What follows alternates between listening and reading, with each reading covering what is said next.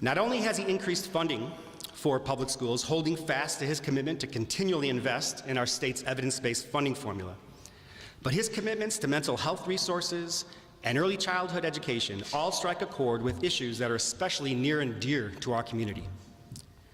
But the fact that we're able to welcome him here today on a topic such as limiting the detrimental effects that cell phones can have on our learning environments is particularly gratifying. One of the things that makes OPRF such a special school is that it is a place where teachers and students can help to drive change. And Governor Pritzker is here partially as a result of work that a team of teachers led and began researching before the pandemic. In fact, many of those teachers are here in this room today. This is work that we collaborated on throughout the organization, that we've now successfully implemented for 4 years, and that was championed by a former teacher of ours who coincidentally, I understand, graduated from the same high school as Mr. Pritzker. We all came together and remain committed to this work for the purpose of significantly reducing the effect that a chronic deterrent to student engagement had on daily instruction. And as you'll hear from both our principal and one of our teachers in just a few minutes, the effects have been dramatic. And our students, largely, welcome this change as well. And I know this is not just from being the superintendent here at OPRF, but from my own son, who graduated from here just a few years back, and after we implemented this change, he confessed to me how much easier it was to stay engaged in his classes, being free from the nagging compulsion to check social media or respond to text messages he received the moment he got them. But beyond budgets, practices, and policies, today is also about civic engagement. Governor Pritzker's visit reminds us of an important truth. Leadership isn't something far away in a building in Springfield. It's connected to people here in local communities, and that's powerful. It was only yesterday that just down the hall we held our civics fair, something we've done each semester over the past 3 years as we invite our elected officials, the village presidents, both of whom are behind me, and others from our community into our building to share this same truth. Local leadership matters. In fact, among the students with us today embodying that truth are some of our district's delegates to our Board of Education. And I have no doubt that among them, or working in classrooms all around us today, are students who one day will serve in public office, lead businesses, become an educator, or advocate for change in their own way. Governor Pritzker, on behalf of our district, we appreciate your commitment to students across the state, and we are grateful you've come to visit us today. So students, teachers, and all others here from our OPRF family, please join me in giving a very warm welcome to the Governor of Illinois, J.B. Pritzker. Thank you.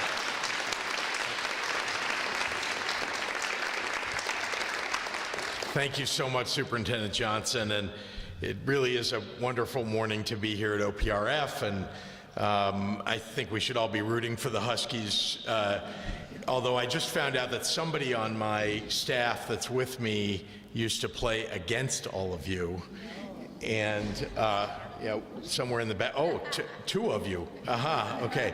All right, so you know who to go after at the end of this. But I really am thrilled to be here. This is really one of the best schools in the entire state, and you all are the best students in the entire state, and it's just wonderful to be among you. I want to recognize just a few people. Of course, Superintendent Greg Johnson, Principal Linda Parker, who I'll get to introduce in just a few minutes, and Raquel McGee, and all the faculty and staff, and of course all the students here at OPRF. I also want to recognize Mayor Kathy Aducci and Village President Skamen.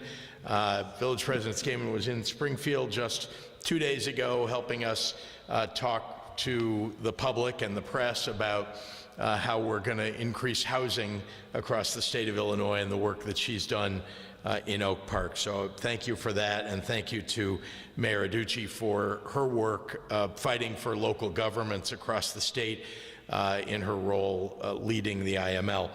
A big thanks also to members of the General Assembly. You know, we can't do anything in this state unless you've got the General Assembly and the governor working together to get things done. And this General Assembly, and particularly some of the folks who are standing behind me here, Representative Michelle Mussman, Representative Leader, Camille Lilly and Senator Christina Castro. They really have been at the forefront of fighting for education funding, and making sure that we provide for our families what they need in order to succeed. So I just want to maybe give them a round of applause since we're all together and all the great work you've done.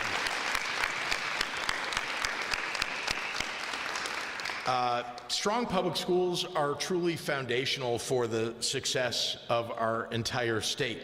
They build vibrant communities, a strong economy, and a healthy democracy. And some of the most important work that we do to both protect our present and invest in our future is here in our public schools. In a proud partnership with educators across this state, the General Assembly and I have made improving education one of our highest priorities.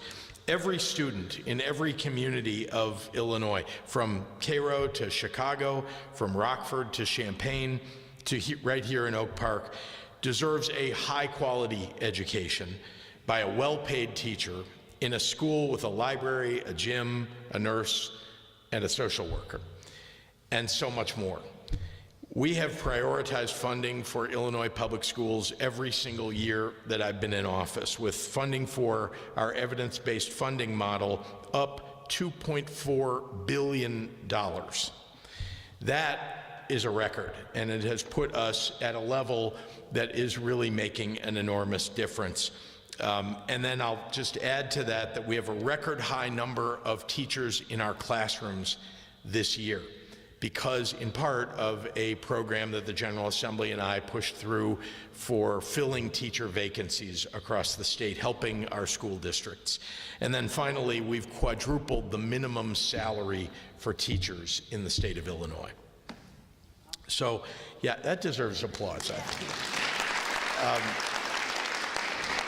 And all of that really has gotten great results. Illinois is now among the best states for K-12 education in the entire nation. Only one state outpaced Illinois in 8th grade reading scores, only one out of 50 states.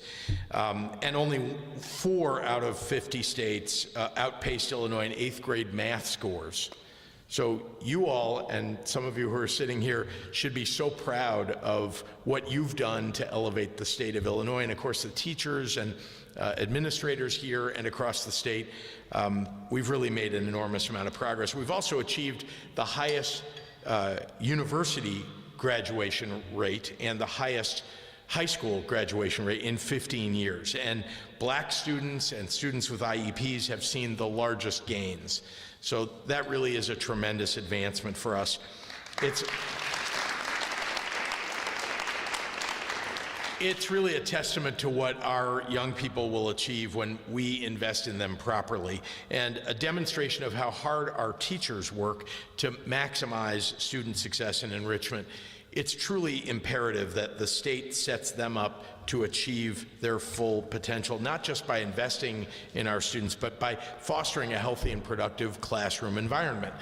And despite the fact that the federal Trump administration is cutting funding and dismantling the Department of Education, I am committed to increasing our evidence-based funding for Illinois public schools. I know our General Assembly members that are behind me also are committed to do that in fiscal year 2027 and beyond.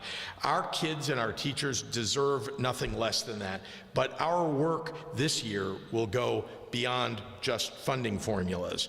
I've talked to educators across the state, and the most common impediment that I hear about classroom learning is about cell phones.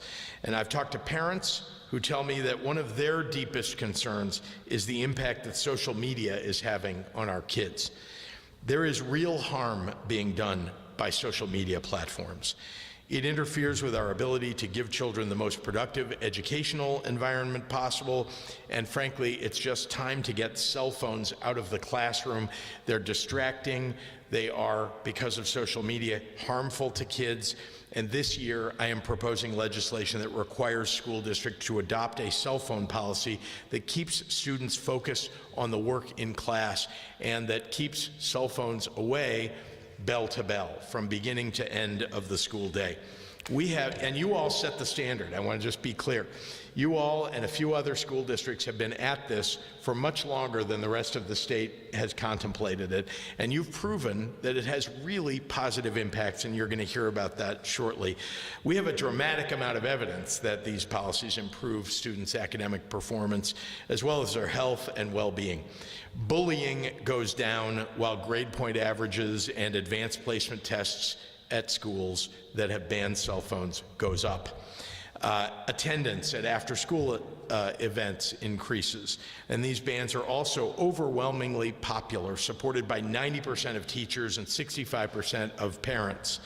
School districts like this one, like Springfield, like Peoria, have already prohibited cell phones for the entire school day. 25 states, including Florida and California and Texas and New York, all have done this with bipartisan support. And frankly, it's time for us to follow suit in the state of Illinois. Teachers, administrators, and students have told me there's a stark improvement in the overall learning environment. That is something that I want for every classroom across the entire state. So let me be clear. This policy should not be taken in isolation. It must be paired with comprehensive, sustained investments in the entire school system. I believe we owe it to our kids to cultivate the healthiest and most productive learning environment possible. This proposal and our education agenda broadly will do just that. So I want to express my thanks again to the students, to the faculty here at OPRF for hosting us and for providing such a great example for the rest of the state, and continuing to shape the future of our state. So with that, it is my pleasure to introduce to the podium Principal Linda Parker. Principal. Thank you so much, Governor Pritzker, and it's such an honor to have you here today. At the start of the 2019-2020 school year, there was much conversation circulating amongst our teachers around the invasive nature of cell phones in the classroom. The interruptions to the instructional environment were real and led to less meaningful learning experiences in the classroom across all grade levels. Students were distracted, and we knew we had to do something about that. That response came in stages of action here at Oak Park and River Forest High School, and it was championed by a core group of faculty who organized together, found and read hundreds of pages of research, and set a course to reclaim our classrooms from an apparent screen takeover of our students. The movement started in late February of 2020 with the group announcing that we were going to eliminate the school rule of allowing teacher discretion on cell phone use, and we would no longer find that acceptable during instructional time in the classroom. Unfortunately, a few weeks later, we found ourselves shuttled into a pandemic, and learning from home became remote. This only proved to amplify, though, the dependence on screens of all sizes for all of us, but having a devastating effect on our students through no fault of their own, as they had nowhere else to turn. A year after returning to in-person school, we ultimately united our school on the procedural need that it was now more necessary than ever that students were really in need of real human connections. It was the interpersonal relationships that can only take shape when one is physically sharing a space with another person, looking at one another, reading and reacting to the gestures on others' faces that was going to make the difference. Our teacher committee believed we owed it to our students to do all that we could to foster and preserve the human element of the classroom. A return to a daily experience marked by authentic person-to-person exchanges, and recognition that every time a student reaches for or glances at a phone, the human element suffers. As you would likely guess, the research on the effects of technology on kids was everywhere by then. Articles that outlined some of the most worrisome mental health concerns related to phones and social media had only intensified concerns and was also being expressed by countless parents in our community as well. There grew a belief that we had a moral obligation as educators charged with keeping our students' best interest in mind to take reasonable steps towards phone-free classrooms, even if only to give our students a break from the screens. We also knew from a pilot program that was run before the pandemic began that students craved this break from their phones, but just wouldn't know how to do it unless someone made it happen for them. Ultimately, we conveyed to students and their families the understanding that we were not taking away their phones in the classroom. Rather, we were trying to give them something, namely their best chance at social emotional well-being, academic success, and a real sense of personhood. We seized upon a moment that was the appetite for human connection, which had never been stronger, by implementing the use of our phone home storage system in all of our classrooms to keep phones out of sight during instructional time. We are now in our 4th year of implementation of the cell phone homes, and this procedure during instruction has our students thriving. Was it easy? No, but nothing truly worth it ever is. As principal of this wonderful institution of learning, I have never been more proud of my faculty for the unity they showed when adopting this procedure and their continued commitment to persist in its implementation. Here to share a little bit more about the profound effects of this initiative on the classroom and on our students is just one of our teachers, Ms. Raquel McGee.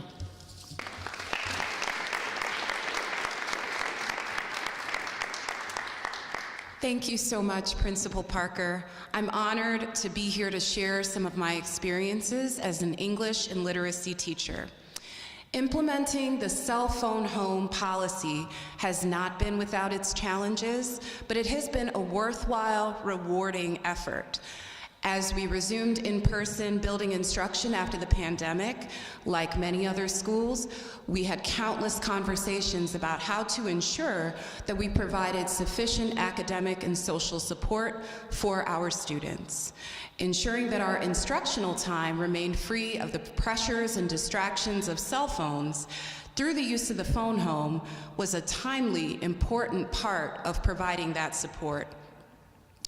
Engagement and attention are critical to making sure that students learn the knowledge and skills they need in any course, and our cell phone home policy is crucial to creating the kinds of learning environments that our students need to excel. I'm pleased with being able to deliver instruction at a brisk pace, getting a high rate of student responses to immediately check for understanding, and I have noticed a clear improvement in student engagement after the implementation of the policy. Of course, this kind of initiative does not succeed with just a few people, and I'm very proud of the alignment that we have had as a staff on protecting instructional time from cell phones. Young people thrive on consistency, and the continued success of our policy depends on our educators being dependable about sticking to something we know is helpful for our students.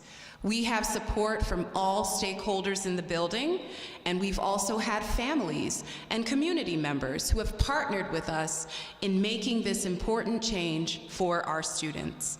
Ultimately, this move has been a vital part of our overall commitment to fostering academic success and socio-emotional growth in our students. Thank you.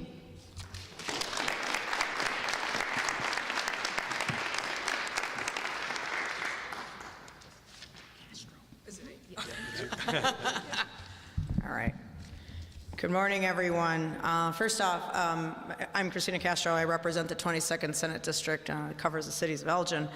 One of these issues is very important to me, and obviously I'd be remiss to thank also Senate President Don Harmon and members of the Senate caucus who were very supportive of this bill. Obviously, this bill is actually now in the Illinois House, but you know, every student deserves a quality education.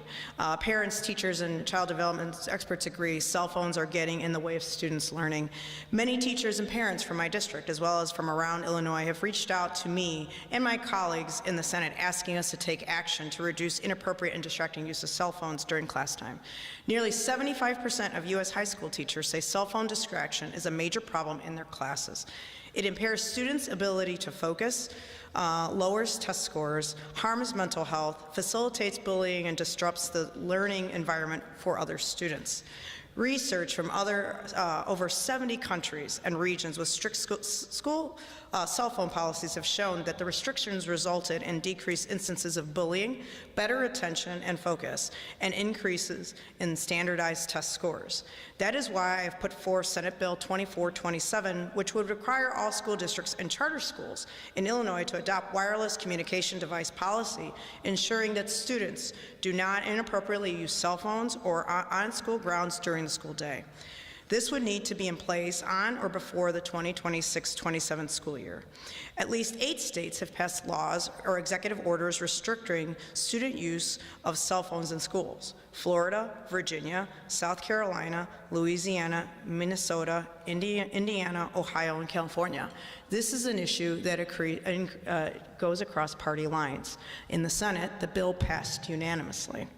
Under Senate Bill 2427, schools would need to allow exceptions when a medical professional determines it is necessary for the management of a student's health care to fulfill an individualized education plan or a 504 plan, when the device is necessary for students who are English learners to access learning materials, participate in class, or otherwise facilitate communication, when a student is a caregiver and is routinely responsible for the care and well-being of a family member.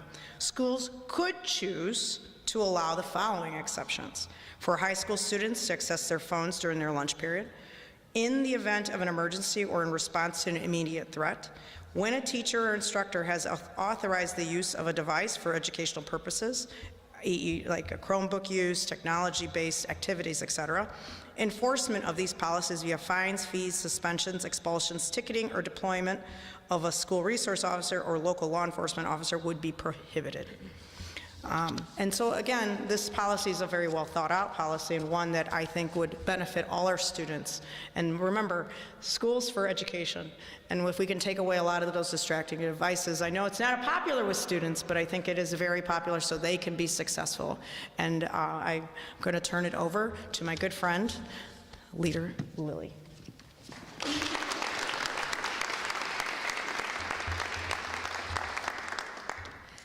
Again, I'm State Representative Camille Lilly, and on behalf of Senator Harmon, we welcome you to the 39th District and the 78th District, Governor, and you're always welcome to come back. I also want to start with this gym I lived in. I am an alumni of Oak Park River Forest, Husky, and I played basketball for 4 years. I used this height for good. We had a good team. But we're here today, and I'm just going to add to some of the things that have already been said, how important school is for the future of our country and our youth. School lays the foundation for students' future. Beyond embarking essential knowledge and skills, they provide daily opportunity for social interaction and foster emotional growth. However, schools are increasingly hindered from fulfilling this role, largely due to the growing distraction posed by cell phones. Teachers have even spoken of these issues on and on. We want students to get a full benefit of a school day, which is far beyond the reading and the teaching and the math. It's the interaction and the socialization with the other students. This new proposal is being proposed, pushed, and encouraged. Statewide ban of cell phone, requiring schools to adopt policies that prohibit phones during classroom days, during the instructional days. Now, here in high schools like Oak Park River Forest High School, who currently will allow, Now, for high schools like Oak Park River Forest,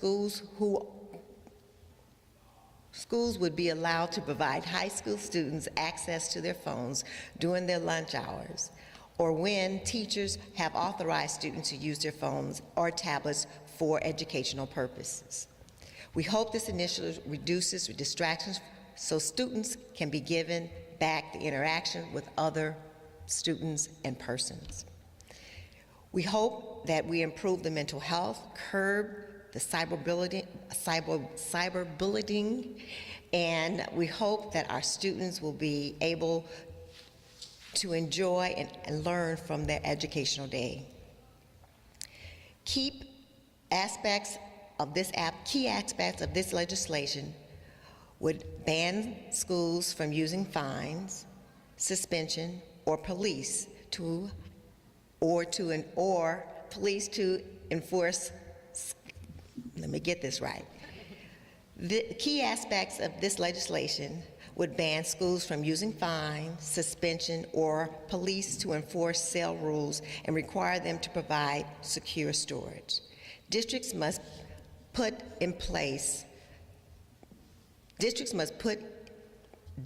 get input from teachers, administrations, and parents, and encourage them to involve the students. Again, we want our students to have a productive educational environment as much as possible. After all, this is an achievement. It is truly the opportunity to prepare our students for the real world. What's important about this type of legislation, it encourages all of us to work together to ensure cell phone use does not prohibit sound education and growth. We work together as a state to ensure the best for our students, and the way you get there is by working together. This legislation puts us in the same room to address the same goals. I appreciate the governor pulling this forward. We're not the only state. We know Oak Park River Forest have been doing it for the past 3 to 4 years. It works. So we encourage all the school districts to join us to save the value and the quality of our students. Thank you.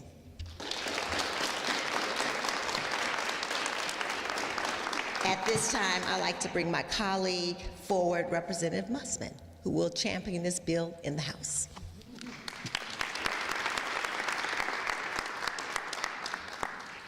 Good morning, everyone. So I'm Michelle Mussman. I'm the state representative from the 56th district, which is parts of Schaumburg, Hoffman Estates, Elk Grove, Des Plaines. I am chair of the House Education Policy Committee, and I am the lead sponsor of this bill in the House. As many of you know, this bill started last year. We had, as Senator Castro had mentioned, we had passed it unanimously out of the Senate, and it was moving at a very brisk pace through the House. And then just in the last few days and weeks of session, we started having a lot more conversations with our colleagues and realized we had a lot of remaining questions, and we wanted to make sure that we were really getting the details right. So we made the hard decision to slow the bill down and give it a little bit more time and continue to make a few more refinements. And here we are back again this year with, I think, a new and improved bill. So I'm pleased to work with the governor and all of his team alongside many of the education stakeholders collaborating to address the growing problem of cell phone use distraction in schools. Extensive research conducted over the last few years has made it clear that cell phones in the classroom significantly undermine academic achievement, social development, and emotional well-being for students of all ages. They contribute to cyberbullying, escalate fights, and create opportunities for non-consensual video recording of other students.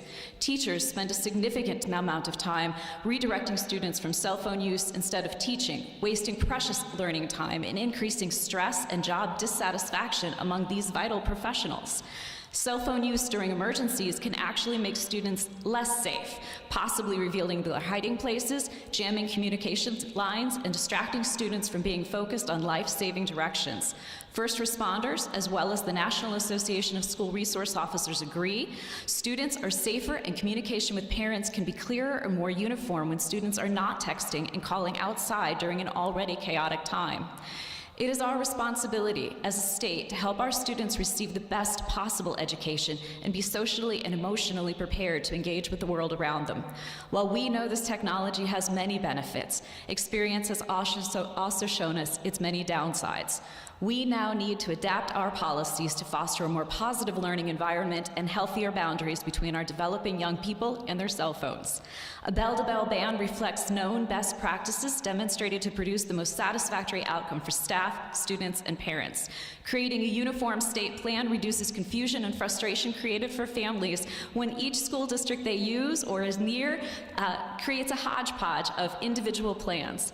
This proposal has been thoughtfully negotiated to offer flexibility for phone access that reflects the unique situations individual students may find themselves in and still be able to access their phones for medical situations, and also provides ample opportunities for parents and students to communicate with each other throughout their school day. I am proud of the work that has gone into this proposal, and I believe these changes will have a positive impact throughout our education communities, and most especially for our students. And I admit it is not lost on me that I came into the school with my cell phone to talk about banning cell phones in schools. And traditionally, I'm the one using paper while all of my colleagues look very tech savvy on their phones. And this morning is the morning my printer didn't work, and here I am. But I do stand by our statements. I do think this work is very important. We really do have you as the North Star in all of the work that we do to make sure that we really are taking care of you and making sure that we are setting you up for the most advantageous future. Thank you for being here.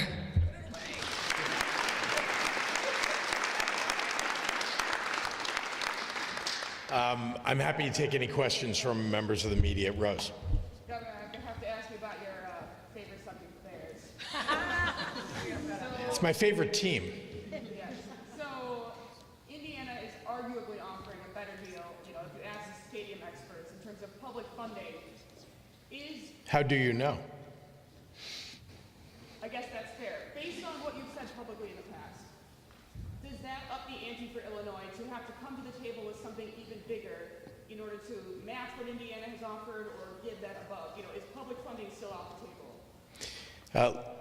Let me start by saying I am a Chicago, Illinois Bears fan, and I think that the Chicago, Illinois Bears would like to be in Illinois too.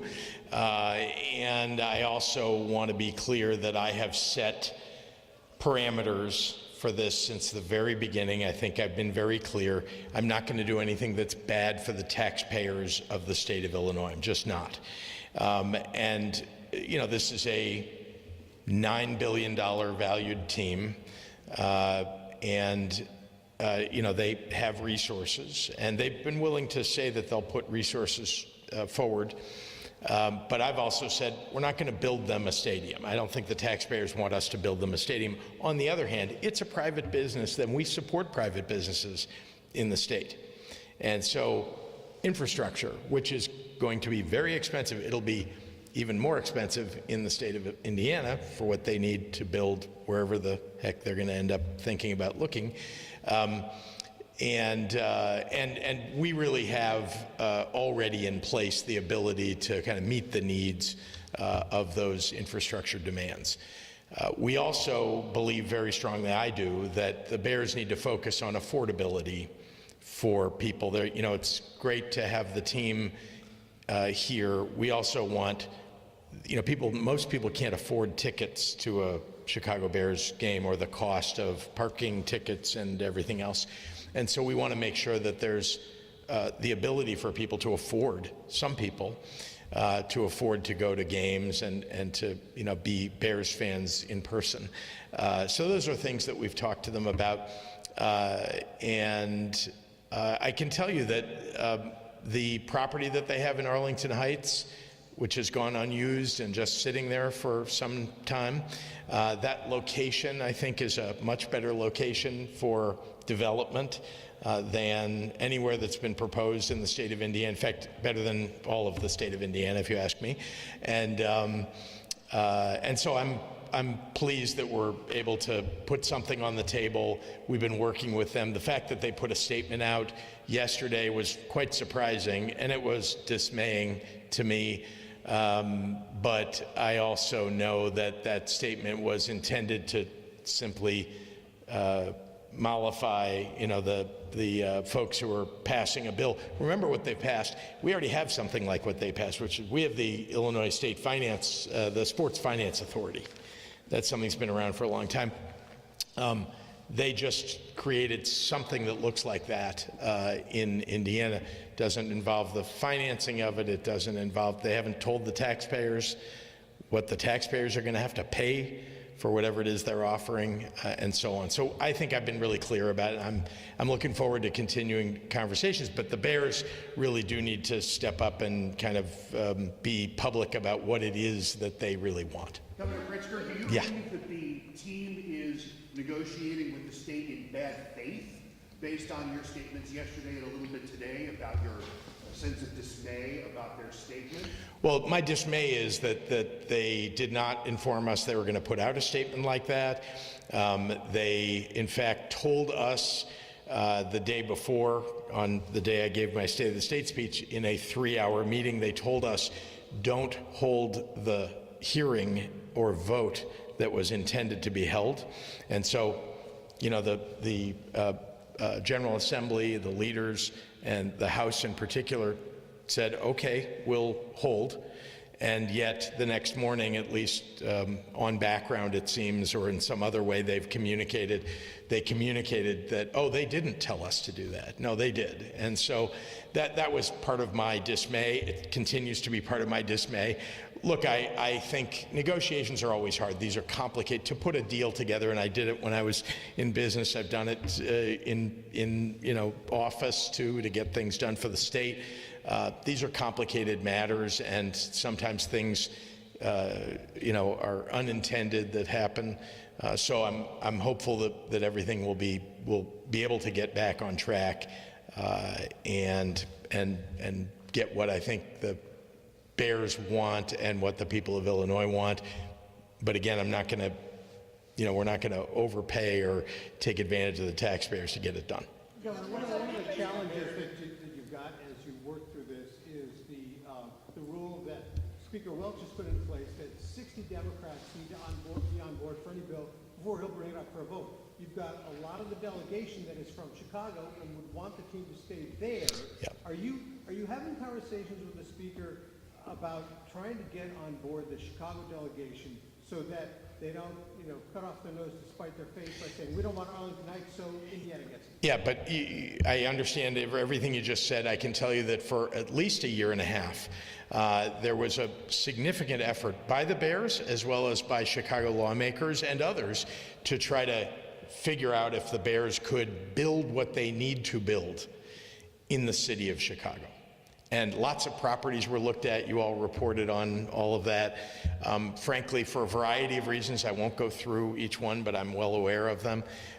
They could not build what they wanted to build, what they had intended to build in those locations. It's why they bought Arlington Heights in the first place. It's a lot of acreage out there.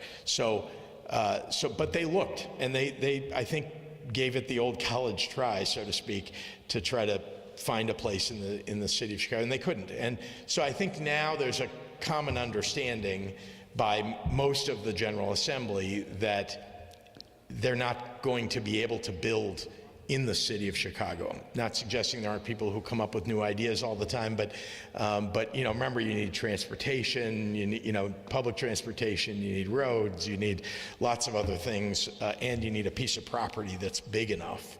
And that's just very hard to find in a dense city like the city of Chicago. So that's why I think we're down to the question of whether they're going to build in Arlington Heights or they're going to build something in the state of Indiana.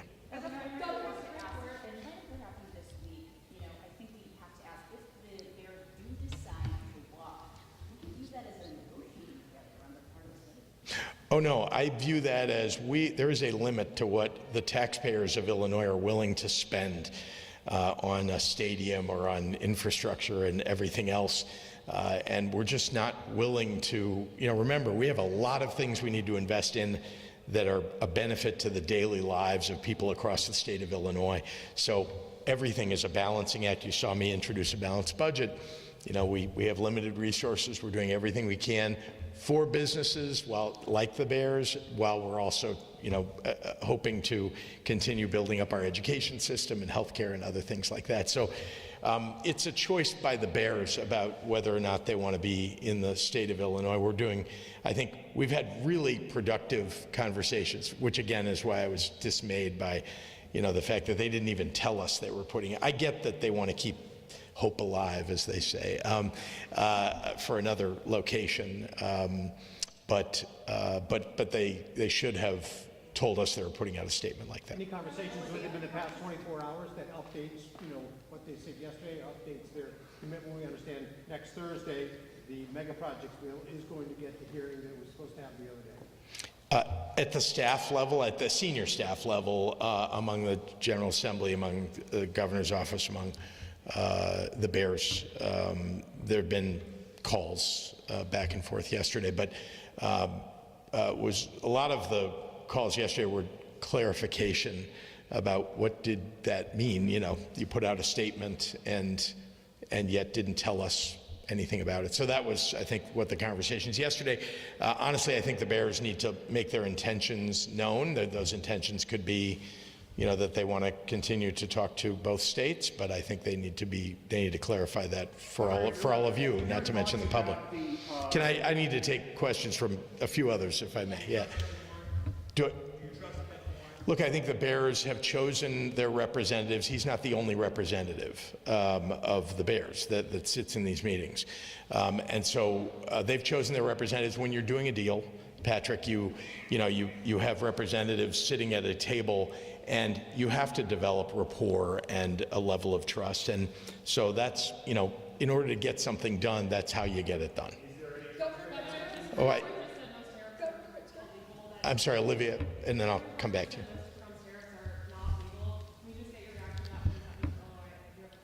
Yeah, well, Donald Trump owes the families of the United States and the families of the state of Illinois what seems to be about $2,000 per household for the illegal tariffs that he put on them. And so I want to know how he's going to, you know, provide that money for the taxpayers, for the people of all of our states, but in particular for the state of Illinois.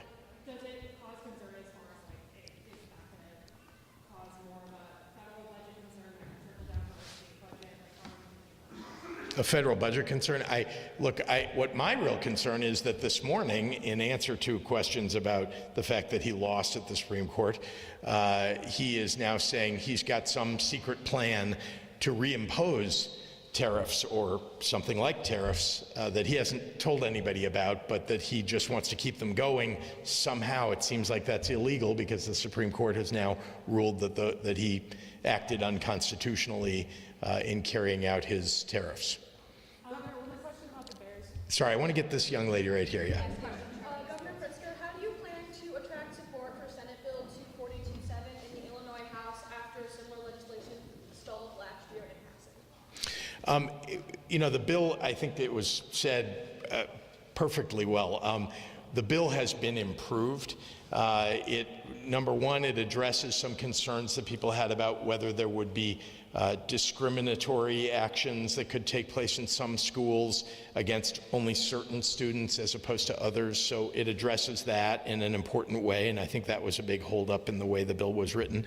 And then the second is that this is bell to bell, which is a little different than the way it was originally written, which was just, you know, in the classroom itself.